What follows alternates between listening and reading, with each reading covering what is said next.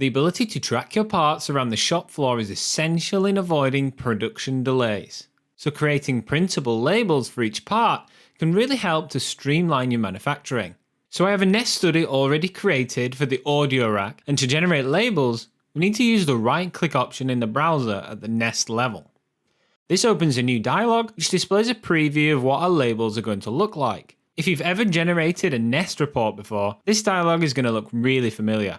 The first thing to point out is that we have a number of default templates available to use. These represent common label sizes for regular paper printers, as well as for dedicated label printers in both metric and imperial units.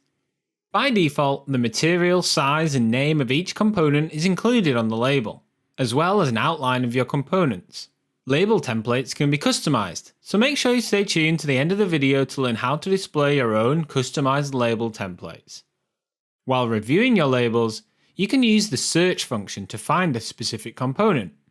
Once you're happy with your labels, you have a few options. You can either print directly from Fusion 360 after verifying the print settings in the print preview, or you can choose to save the labels in either PDF or HTML file format, as well as printing later at your convenience. So back to the label templates. These are stored in the Assets folder within the Nest Label Templates folder. These are HTML files, and you can download, modify, and re-upload as many templates as you want, customizing them to include the desired information, as well as adjusting the label size for your specific printer or label paper. An added benefit of storing the templates in the Assets folder is that everyone working in the same hub has access to each and every template stored here, ensuring consistency across users. And that's all there is to it.